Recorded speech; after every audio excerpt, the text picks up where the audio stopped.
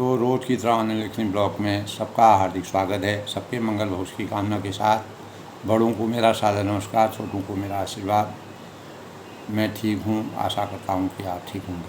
दोस्तों, सबसे पहले सर्वप्रथम आज के पंचांग की समीक्षा। आज दोस्तों 11 जुलाई 2024 आषाढ़ मास के शुक्ल पक्ष की पंचमी तिथि 10:03 तक पंचमी तिथि रहेगी दोस्तों। उसके बाद जो है षष्ठी तिथि का आरंभ हो गया है।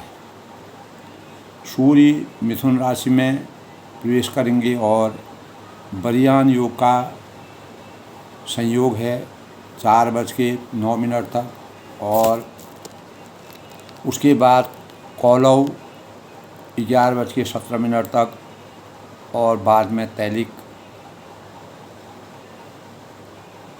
इस प्रकार दोस्तों आज के शुभ फलदायक दिन में अनेक प्रकार के शुभ संकेतों का प्रभाव विद्यमान है। पूर्व फाल्गुनी नक्षत्र का योग और चंद्रमा दोस्तों सिंह राशि में प्रवेश करेंगे।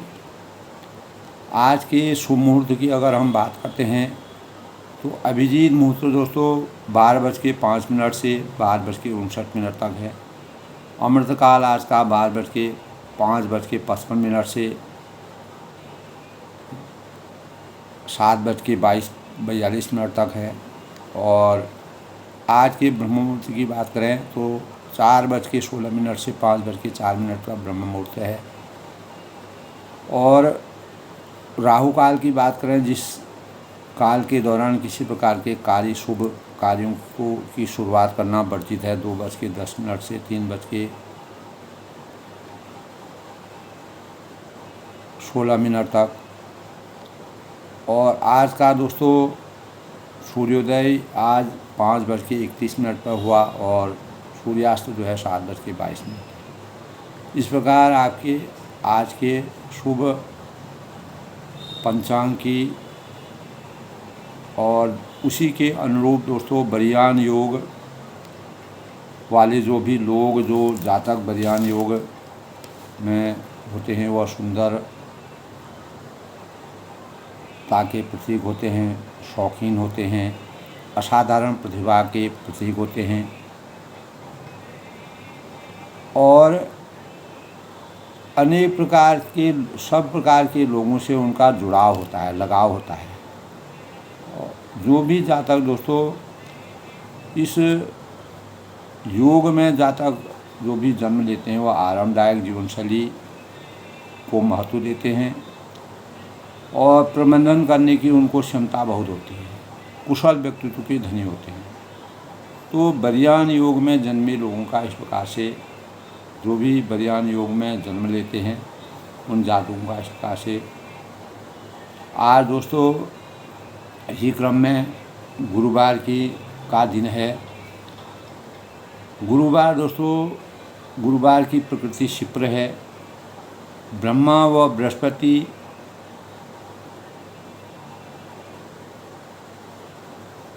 मीन राशि, धनु राशि और मीन राशि के स्वामी गुरु सूर्य मंगल चंद्र मित्र राशि में रहते हैं और शुक्र व बुध शत्रु राशि में रहते हैं और शनि व राहु समग्रह है। तो 9 ग्रहों में बृहस्पति को गुरु की उपाधि का मानक माना गया है। तो हमारे 9 ग्रह होते हैं। 9 ग्रहों में तो हिंदू धर्म के अनुसार, हमारे हिंदू धर्म में दोस्तों विष्णु भगवान और सरस्वती माता की पूजा का विधान गुरुवार को, इस दिन दोस्तों गुरु को समर्पित यह दिन घर की सुख शांति और समृद्धि का द्योतक, धन संपदा से संपूर्ण और उपासना से कुंडली में गुरु ग्रह की मजबूत होते ही गुरुवार जो गुरुवार के यानी बृहस्पतिवार का व्रत रखने से हमारे जो ग्रहों में विद्या और बुद्धि का विवेक होता है वो बढ़ता है। भाग्य के सभी द्वार खुलते हैं। इसीलिए गुरुवार को प्रत्येक जातक को, जो भी जिनके कुंडली में गुरु जो है सही जगह पर नहीं बैठे रहते हैं, उनको गुरुवार का व्रत रखना चाहिए।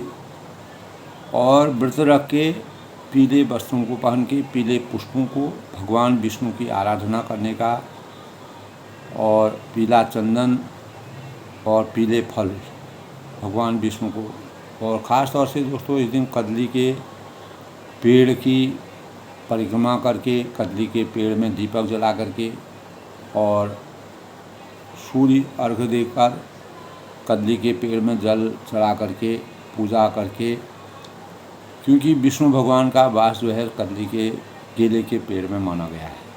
इसीलिए दोस्तों श्रद्धा के भाव हैं।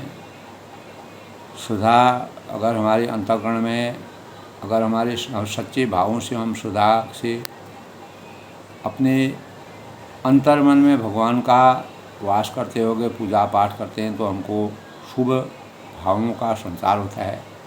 तो गुरुवार दोस्तों विद्या बुद्धि का द्योतक है। और इस दिन दोस्तों भाग्य के अनेक प्रकार के सुख की और विष्णु सरस्वती माता की कृपा सभी पर बनी रहती है। और ख़ास तौर से गुरुवार को दोस्तों बाल नहीं बनाने चाहिए, बाल धोने नहीं चाहिए, इस प्रकार का प्रसंग है। और सरस्वती माँ की पूजा पाठ करनी चाहिए, कदली के पेड़ की पूजा करना और जल अर्पण करना चाहिए। और पीली वस्त्रों और चने की दाल का भोग लगाना विष्णु भगवान को, और पीले पुष्पों को और फल को अर्पित करना चाहिए। तो दोस्तों इस प्रकार जो है गुरुवार का दिन जो है सरस्वती लक्ष्मी विष्णु भगवान इस दिन प्रसन्न होते हैं। गुरुवार को उद्यापन विधि भी गुरुवार की होती है। विधि विधान के साथ गुरुवार की पूजा पाठ करके उद्यापन भी किया जाता है। और मनोवांछित फलों की प्राप्ति का द्योतक है। अगर हम विधि विधान के साथ पूजा पाठ करते हैं, गुरुवार को सात्विक भोजन करके भगवान को समर्पण करते हैं, विष्णु भगवान प्रसन्न होते हैं, तो फलदायक। और विष्णु चालीसा का पाठ करना इस दिन चाहिए दोस्तों। गुरुवार को गुरु का आशीर्वाद और सरस्वती माँ का और विष्णु भगवान का पूजन बहुत ही लाभदायक माना गया है। और ओम गुं गुरुवे नमः, ओम ऐं श्रीं बृहस्पति नमः, ओम ऐं श्रीं बृहस्पति नमः। तो गुरु ब्रह्मा गुरु विष्णु गुरुदेवो महेश्वरो, गुरु साक्षात परब्रह्म तस्मै श्री गुरुवे नमः। सरस्वती भंडार की यही अपूर्व बात, ज्यों ज्यों खर्चे त्यों करे, त्यों बढ़े बिन खर्चे घट जाए। यानी विद्या की प्रतीक गुरुवार का दिन विद्या अर्जित करने का सबसे बड़ा प्रतीक है। हम धन खर्च करते हैं दोस्तों, धन खर्च हो जाता है, अर्जित करते हैं खर्च हो जाता है। लेकिन विद्या को हम जितना खर्च करेंगे, जितना इसको दैनिक प्रयोग में लगेगी, जितना इसका प्रचार प्रसार करेंगे, जितना इसको महत्ता को बढ़ाएंगे, उतना हमारे ज्ञान की वृद्धि होती है। तो विद्या ददाति विनयम, तो विद्या से हमको विनय की प्राप्ति होती है। और अनेक प्रकार के शांति के भावों का सृजन हमारे अंतःकरण में होता है। माँ सरस्वती का आशीर्वाद खास तौर से ओम देवानां च प्रवीणां च गुरु शांति ब्रह्म बुद्धिभूतं त्रिलोकेशं तं नमामि बृहस्पतिम। इस प्रकार से माँ बृहस्पति देव का पूजन करना चाहिए। अनेक प्रकार की शुचिता के भाव हमारे अंतःकरण में होते हैं और जीवन में बेहतरी से भगवान का आशीर्वाद प्राप्त होता है। शुचिता हमारे अंतःकरण में आती है, विद्या का सृजन होता है, सद्मार्ग में हम कार्य करने लगते हैं। तो गुरुवार का दिन दोस्तों हमारे जीवन को परिवर्तित करने में, हमारे ज्ञान के अज्ञान रूपी अंधकार से ज्ञान रूपी प्रकाश की ओर ले जाने का कार्य बृहस्पति देव करते हैं, माँ सरस्वती करती है। और विष्णु भगवान सब के सहायक हैं और सबसे प्रसन्न रहते हैं। विष्णु भगवान की पूजा करना, अनेक प्रकार के शांति भावों को अपने अंतःकरण में व्याप्त करना है। और इस प्रकार दोस्तों हम देखते हैं कि संपूर्ण भावों का अगर हम समग्र रूप से वर्णन करते हैं तो गुरुवार का दिन खास तौर से जो युवा वर्ग हैं, जो कन्याएं हैं, उनको गुरुवार का व्रत करके विद्या अर्जित करके माँ सरस्वती का ध्यान लगाना चाहिए। और केले के पेड़ की में जल अर्पित करके पूजा करके जितना हम श्रद्धा भगवान के प्रति रखेंगे उतना हमारे भावों में, हमारे चिंतन में परिवर्तन होगा और हमको सुख का एहसास होगा। तो दोस्तों इसी क्रम में कल के प्रसंग में दोस्तों इंद्रदेव ने मर्यादा पुरुषोत्तम भगवान राम जी की आराधना की, स्तुति की। और जब मर्यादा पुरुषोत्तम भगवान राम जी का दिव्य स्वरूप देखा तो एक वो जहाँ ब्रह्मा जी ने अपनी स्तुति की, उसके बाद इंद्रदेव ने अनेक प्रकार के सद्भावों के लिए, लोक कल्याण के लिए और देवताओं के हित के लिए और रावण को किस प्रकार से इतनी बड़ी शक्ति को परमात्मा ने हमेशा के लिए समाप्त किया, उन भावों को उन्होंने व्याप्त करके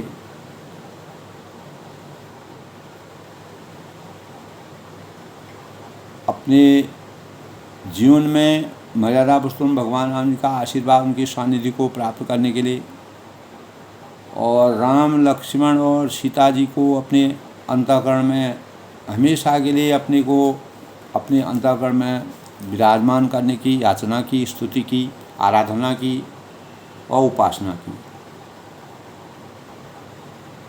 लंकापति रावण को अपने बल का बहुत घमंड था। उसने देवता और गंधर्व सभी को अपने वश में कर रखा था और वह मुनि, सिद्ध, मनुष्य, पक्षी तथा नाग आदि सभी ने हठपूर्वक वह उनके पीछे पड़ गया था।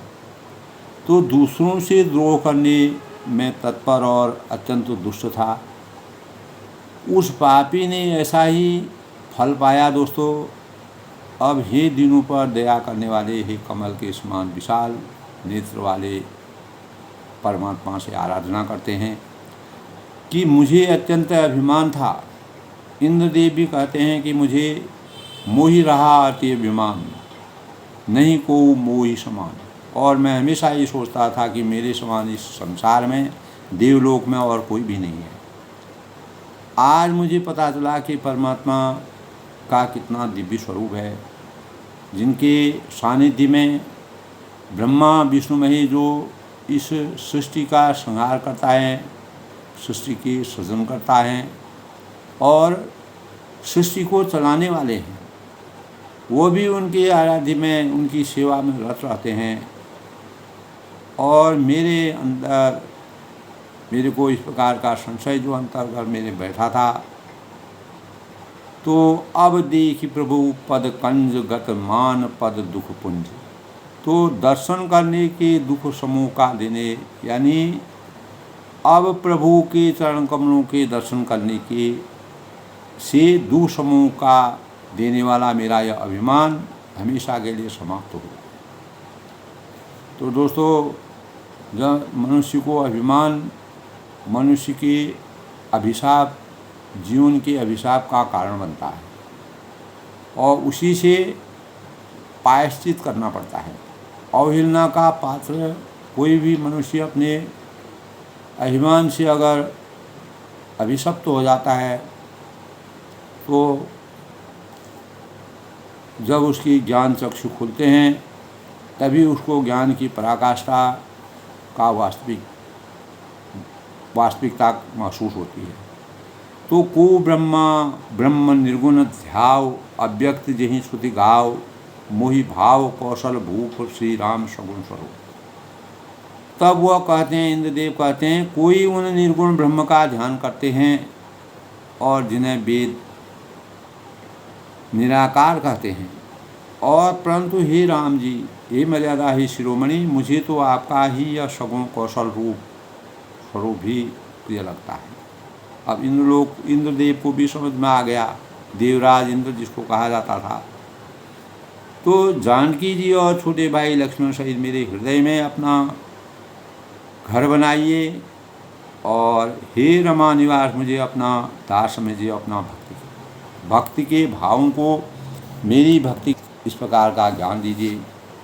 देव भक्ति रमा निवास त्रास हरण शरण सुखदायकं सुखधाम राम नमामि कामि अनेक छवि रघुनायकं सुरवृंद रंजन द्वंद्व भंजन मनुजतन अतुलित बलम ब्रह्मादि शंकर शय विराम नमामि करुणा कोमलम। ऐसे भावों को व्यक्त अभिमान था, उस अभिमान के लिए जो है प्रायश्चित किया और कहा कि हे रमानिवास, हे शरणागत के भय को हरने वाले और उसे सब प्रकार का सुख देने वाले, मुझे अपनी भक्ति दीजिए। और उसी भक्ति की जब तक वह भक्ति मुझे प्राप्त नहीं होगी तब तक मैं इस सृष्टि में, इस पृथ्वी में, इस लोक में या इहलोक और परलोक में धन्य का पात्र नहीं होगा। और इसीलिए कहा कि मेरे सुख के धाम आप हैं, हे अनेकों कामदेवों की छवि वाली रघुकुल के स्वामी श्री राम जी, मैं आपको नमस्कार करता हूँ। तो इंद्र लोग यानी जो देवराज इंद्र कहलाते थे, उन्होंने जब मर्यादा पुरुषोत्तम भगवान राम जी का विशाल स्वरूप देखा तो परमात्मा किसी को महसूस नहीं करने देते थे कि आखिर उनके अंदर में कितना तेज है, क्योंकि रघुकुल रीत सदा चली आई, प्राण जाए पर वचन जाए। अपनी मर्यादा, अपने आदर्श, अपने संस्कारों से विरक्त होकर किसी प्रकार के कार्यों को अहम उनके अंतःकरण में कभी भी नहीं विराजा। इसीलिए रामचरितमानस को आदर्शता का मानक माना गया है। तब इंद्रराज कहते हैं कि हे देव समूह को आनंद देने वाले, समूह से देवलोकों में जो भी देवता हैं, जिस प्रकार से आपने उनके अनेक प्रकार के पापी लोगों को भी जन्म मरण के बंधन से हमेशा के लिए मुक्त किया, हर्ष और विषाद सुख दुख आदि को आपने जिस प्रकार से समभाव से व्यतीत किया 14 साल के वनवास के दौरान, और किसी प्रकार के भावों को, अवहेलना के विचारों को इस सृष्टि से हमेशा नष्ट करने के जो भाव आपने अवतरित किए, तो द्वंद्वों के नाश करने वाले और मनुष्य शरीरधारी अतुलित मानव रूप धारण करके जिस प्रकार के कार्यों को आपने संचालित किया, ब्रह्मा और शिव आदि आपके हमेशा सेवनीय हैं, सेवा करते हैं। और करुणा से कोमल श्री राम जी, मैं आपको नमस्कार करता हूँ, आपको प्रणाम करता हूँ। और जो मेरी गलतियाँ थीं, जो मैंने अपने घमंड के कारण जो मैंने अभिमान किया था, उस अभिमान के लिए मैं प्रायश्चित करता हूँ, उसके लिए मैं पश्चाताप करता हूँ। तो इस प्रकार से मर्यादा पुरुषोत्तम भगवान रामचंद्र जी, कोई भी दीन हो, हीन हो, देव हो, सुर हो, असुर हो, कोई भी उनके शरण में अगर आ जाता है तो वह उस पर हमेशा दया करते हैं, क्योंकि रघुकुल की रीति का, रघुकुल की यही मर्यादा है। जो अपने शरण में आता है उसको हमेशा अपना शरण दीजिए, और उसकी जो जितना आप उस पर दया कर सकते हैं वह दया के भाव उस पर रखने चाहिए। तुलसीदास जी ने इस प्रकार का वर्णन बड़े सुंदर ढंग से मानव मात्र के चिंतन को जगाने के लिए किया है। तब इंद्रदेव अंत में कहते हैं कि अब करी कृपा विलोक मोहि आय सो देव गोपाल। इतनी याचना करने पर, इतना आपके ऊपर जो मेरे समर्पण की भावनाएं हैं, हे कृपाल, अब मैं भी कृपा करके कृपा दृष्टि देखकर आज्ञा दीजिए कि मैं क्या सेवा आपकी करूं। इंद्र के ये प्रिय वचन सुनकर दीनदयाल मर्यादा पुरुषोत्तम भगवान रामचंद्र जी इस पर बोले। तो मर्यादा पुरुषोत्तम भगवान राम जी में सहनशीलता के भाव थे, और विवेक और सहनशीलता के विषय में कहा है कि तो सभी प्रकार के दुखों को सहन करना, बदले की भावना का परित्याग करना, चिंता विलाप, रोना, कल्पना दूर हटाना, अर्थात सहनशीलता और दया की पराकाष्ठा और तितिक्षा को जागृत करना। तो तितिक्षा का क्षेत्र असीम है दोस्तों, और इसमें धर्म के 10 गुण यानी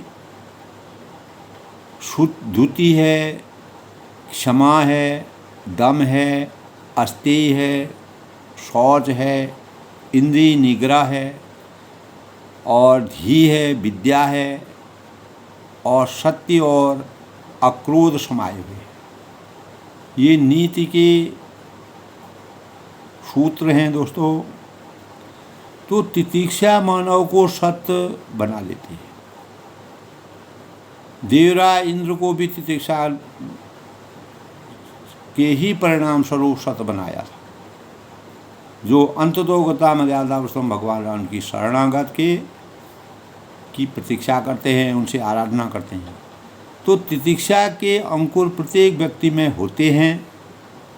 आवश्यकता इस बात की होती है दोस्तों कि उन्हें सींच कर बढ़ाने की, किस प्रकार से हम उसको सिंचित करके उसके प्रभाव को बढ़ा सकते हैं। यह अपरम पराकाष्ठा मर्यादा पुरुषोत्तम भगवान राम जी के चरित्र में विद्यमान थी। तो प्रिय वचन बोलना, स्वाभाविक रूप से प्रसन्न रहना, अभिमान का त्याग करना आदि सर्वमान्य आचार संहिता के मानक बताए गए हैं। दोस्तों, यही तितिक्षा के मार्ग पर बढ़ने के लिए, सही मार्ग का अनुसरण करने के लिए अपने मद को, अपने घमंड को त्याग करके सही मार्ग का अनुसरण करना और सदाचार का अवलंबन लेना सबसे बड़ा श्रेष्ठ कार्य है। मर्यादा पुरुषोत्तम भगवान राम जी ने प्रत्येक जनमानस के, प्रत्येक प्राणी के अंतःकरण में इस प्रकार के भावों को संचित करने का प्रयास किया, जो तुलसीदास जी ने बड़े ही मार्मिक ढंग से अनेक प्रसंगों में उनके आदर्शों के भावों का संचार किया। सदाचार से दोस्तों मन, बुद्धि और शरीर स्वस्थ और बलवान बनते हैं और जीवन में बदलाव आता है। शरीर भले ही शक्तिशाली व बन पाए, किंतु संकटों से जूझने की जो सामर्थ्य बन जाती है।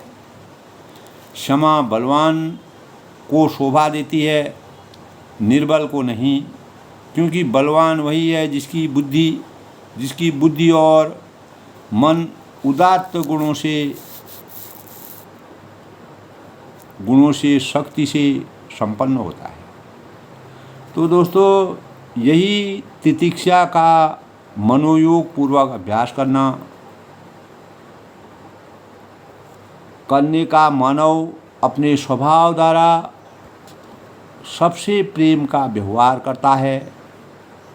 जिस प्रकार एक दीपक से अनेक दीप जलते हैं, अनेकों का भला होता है, यानी एक मानव से दूसरे मानव की अंतर्ज्ञान की संरचना के लिए एक दूसरे के संपर्क में आना, एक दूसरे के भावों को सुनना, यही परमात्मा का सबसे बड़ा आशीर्वाद है। तो एक व्यक्ति जब सौहार्द फैलाता है तो उसके अनुयायी बहुत हो जाते हैं। दोस्तों, समय आने का ही ऐसा ही व्यक्ति सताए लोगों का आश्रयदाता बन जाता है। मर्यादा पुरुषोत्तम भगवान राम जी ने अपने जीवन में हमेशा इसी प्रकार के कार्य किए, जिसके परिणाम स्वरूप उन्होंने सताए हुए लोगों का कल्याण किया। इसीलिए उन्होंने मानव रूप में अवतरित होकर के रामचरितमानस की रचना को चरितार्थ किया। तो पीड़ित व्यक्ति दोस्तों ऐसे व्यक्ति के संपर्क में आकर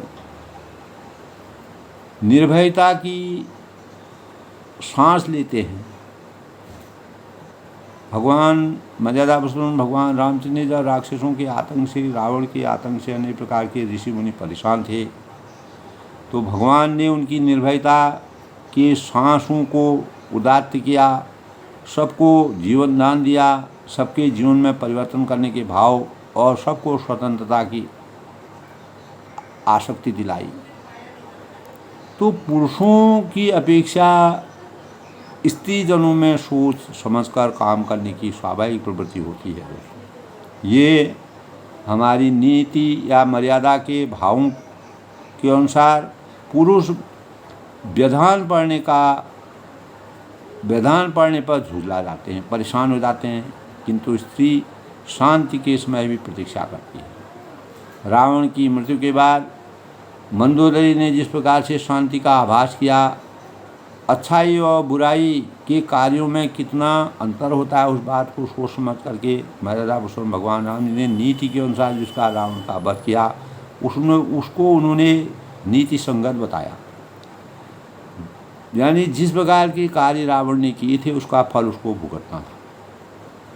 किंतु स्त्री शांति के समय भी प्रतीक्षा करती है। तितिक्षा सभी प्रकार के सांसारिक कष्टों, दुख, द्वंद्वों को सहने में सहायक होती है।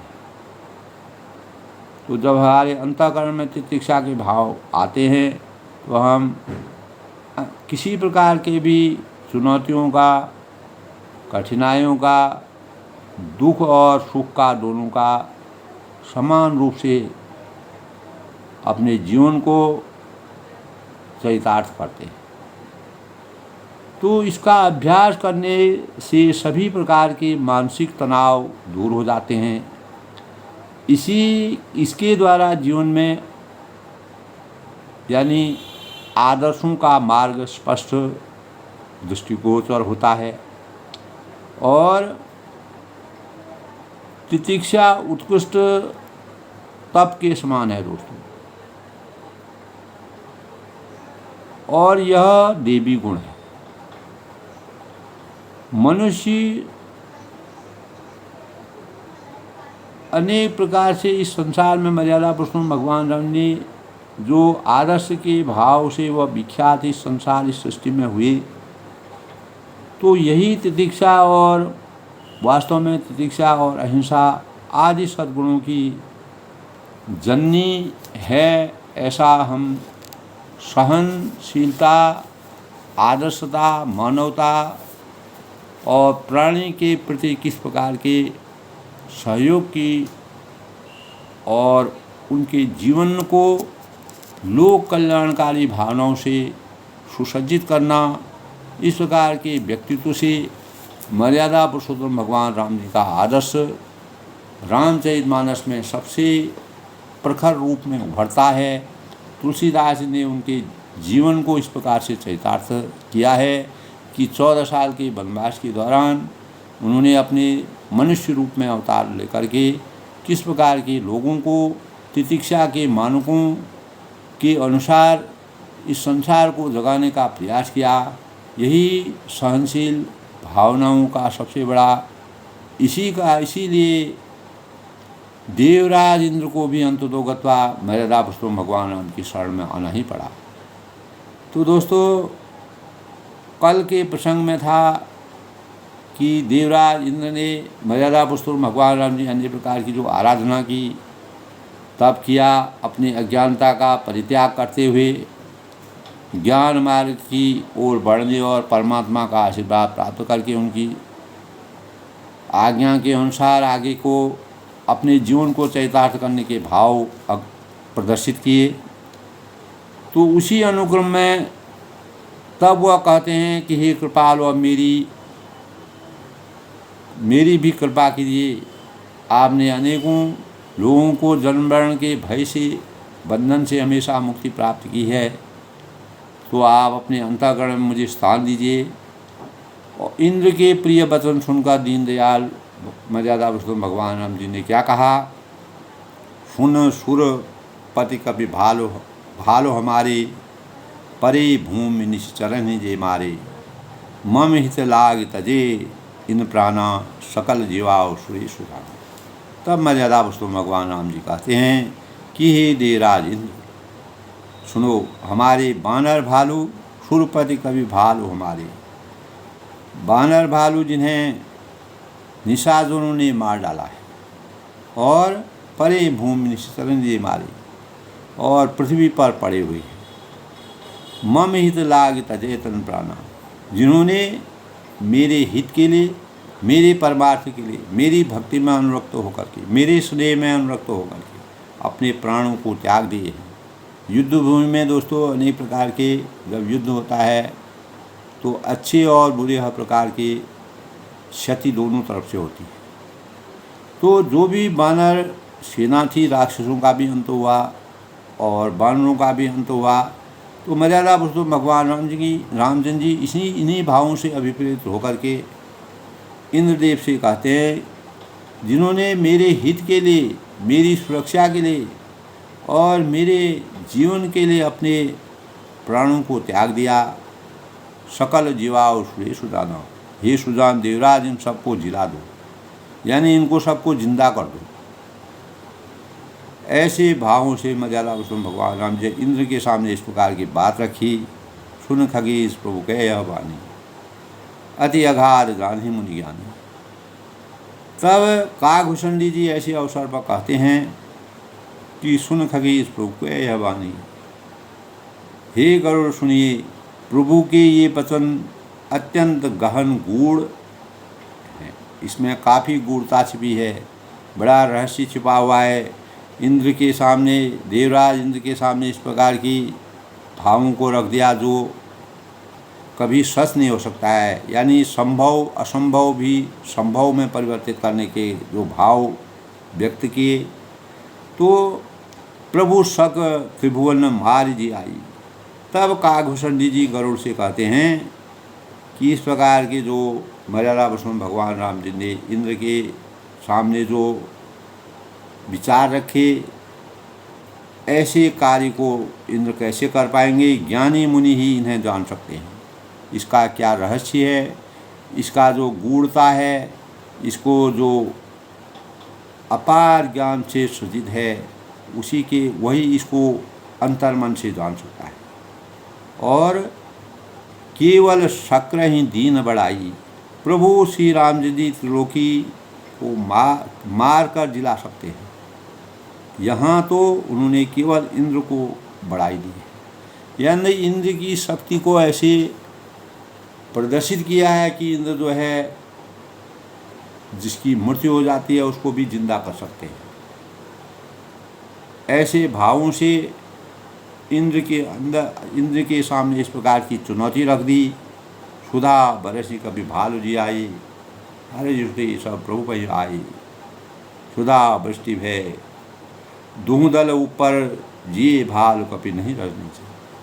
तब वह कहते हैं कि सुधा बरसी कभी भालू जी आई। इंद्र ने अमृत बरसाकर बानर भालुओं को जिला दिया, यानी ऐसा शास्त्रों की मर्यादा और उस समय के परिवेश के अनुसार तुलसीदास जी ने जो वर्णन किया है कि इंद्र ने इस प्रकार की शक्ति का संचार किया और अमृत की वर्षा करके, देवराज देवों के राज थे, सभी देवताओं के सबसे पूज्य थे, तो उन्होंने अमृत की वर्षा कर वानर भालुओं को जिला दिया, जिंदा कर दिया। सब हर्षित होकर हर्ष उठे, सब प्रभु वहीं आए। मर्यादा पुरुषोत्तम भगवान राम जी इंद्र की परीक्षा ली कि इंद्र जो है अपने स्वरूप का किस प्रकार से अपने स्वरूप को प्रदर्शित करते हैं, नहीं करते हैं। और इंद्र के प्रभाव को, देवराज इंद्र के प्रभाव को मर्यादा पुरुषोत्तम भगवान राम जी ने सभी के सम्मुख रखने का के विचारों से जो कार्य इंद्र कर सकते थे वही इंद्र के लिए उन्होंने रखे। तो इस प्रकार हर्षित उठे, सब प्रभु वहीं आए। तो सब हर्षित होकर उठे और प्रभु के पास आ गए। तो सुधा वृष्टि भय दो दल ऊपर, अमृत की वर्षा दोनों ही दलों पर।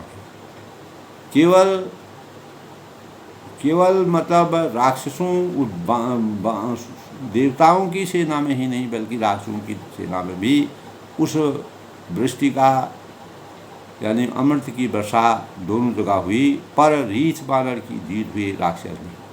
लेकिन इंद्र ने इस प्रकार की रचना की थी कि उसमें केवल रीछ और बानर ही, क्योंकि मर्यादा पुरुषोत्तम भगवान राम ने केवल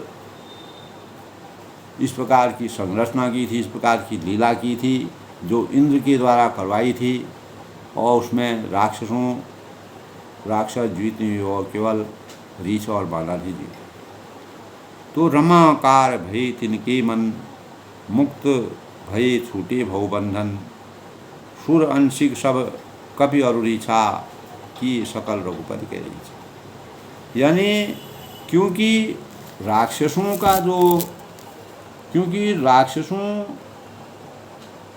के मन तो मरते समय रमाकार हो गए थे, इसका भी रहस्य है दोस्तों।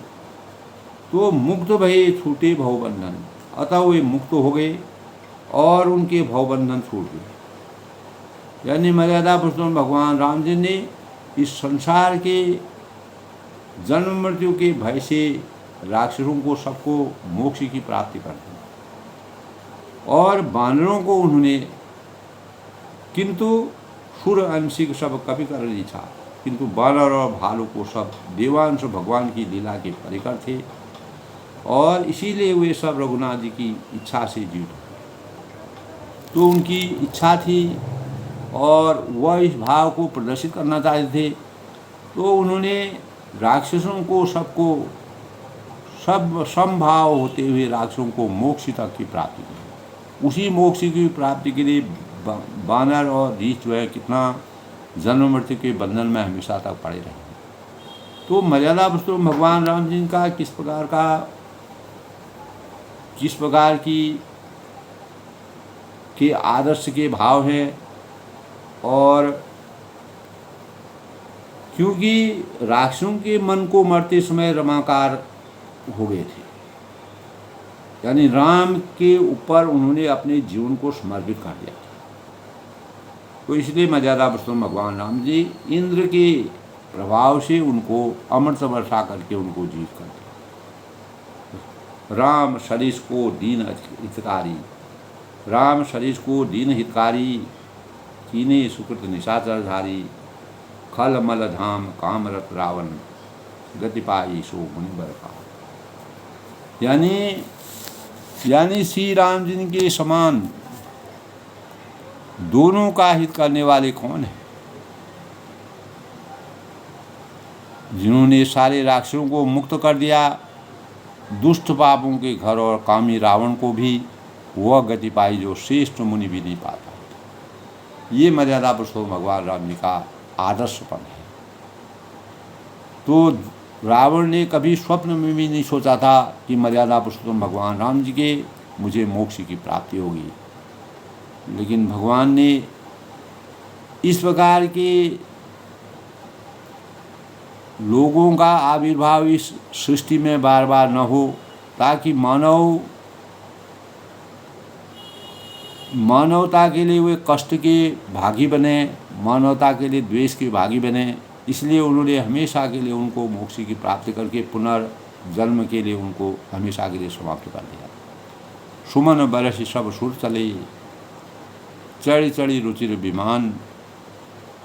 तो श्री राम जी के समान दिनों का हित करने वाले इस संसार में और कोई देवता नहीं है, जिन्होंने सारे राक्षसों को मुक्त कर दिया और दुष्ट पापों के घर और कामी रावण ने भी वह गति पाई जिसे श्रेष्ठ मुनि भी नहीं पाते।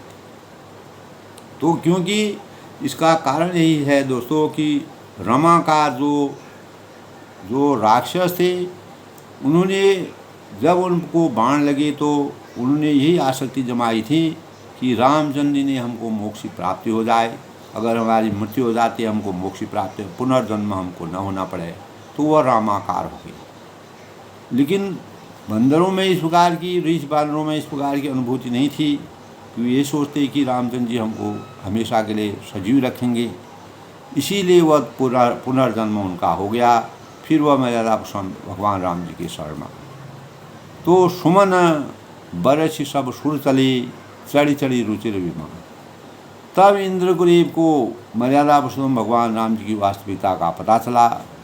तो मर्यादा की रचना और मर्यादा की और धर्म की स्थापना के लिए उन्होंने इस संसार में जो जन्म लिया, फूलों की वर्षा करके सब देवता सुंदर विमानों पर चढ़कर चले गए। परमात्मा का आशीर्वाद प्राप्त करके देवराज इंद्र के साथ जितने भी देवता आए थे, सभी ने परमात्मा का आशीर्वाद प्राप्त किया और मोक्ष और जन्म मरण के बंधन में किस किस को कैसे मोक्ष मिलता है, कैसे जन्म मरण के बंधन में हम आसक्त रखते हैं, इस बात को भी पूर्ण रूप से चरितार्थ किया।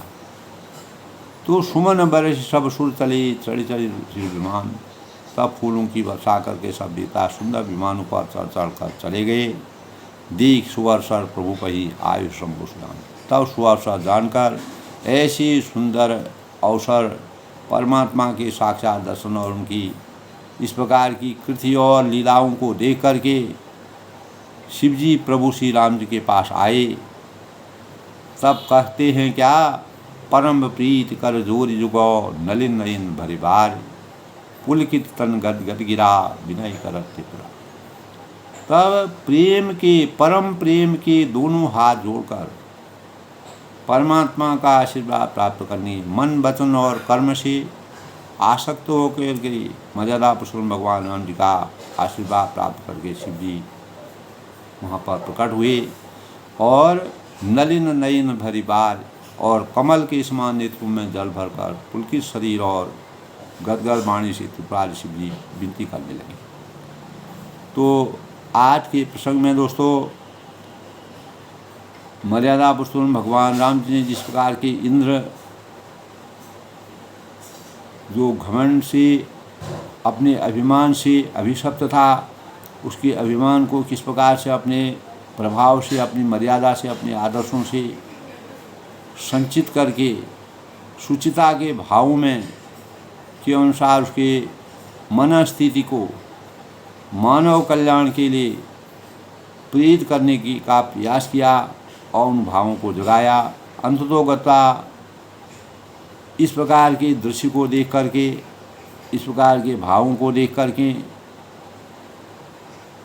फूलों की वर्षा करके सब देवता सुंदर विमानों पर चढ़ करके देवलोक को चले गए और स्वअवसर जानकर शिव जी प्रभु श्री राम जी के पास आए। उन्होंने कहा मर्यादा पुरुषोत्तम भगवान राम जी का आशीर्वाद प्राप्त करें। तो परम प्रेम से दोनों हाथ जोड़कर कमल के समान नेत्रों में जल भरकर शिव जी ने पुलकित पुलकायमान शरीर और गदगद वाणी से त्रिपुरारी जो पूरी सृष्टि के संहार करता है, शिव जी उनसे विनती कर रहे हैं। अब क्या विनती करते हैं दोस्तों, कल के प्रसंग में, आज के प्रसंग में इंद्र द्वारा अमृत वर्षा करने पर जिस प्रकार से बानर और रीछों का उद्धार हुआ, वह पुनर्जन्म उनका हो गया और राक्षस जो है रमाकार होते उनको मोक्ष की प्राप्ति हो गई।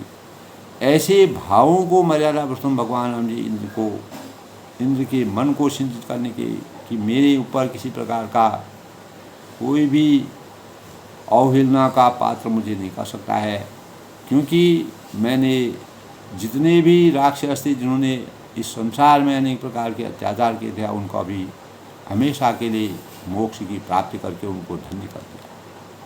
तो ऐसे भावों से रामचरितमानस में तुलसीदास ने जो हृदय स्पर्शी वर्णन किया है, और प्रत्येक मानव के चिंतन में मर्यादा पुरुषोत्तम भगवान राम जी संसार में त्याग और लोक कल्याण, और जो उनकी शरण में आ जाता था, उनकी हाथ से जिनकी मौत होती थी, उनको भी मोक्ष प्राप्त करके हमेशा के लिए इस संसार से मुक्ति प्राप्त की।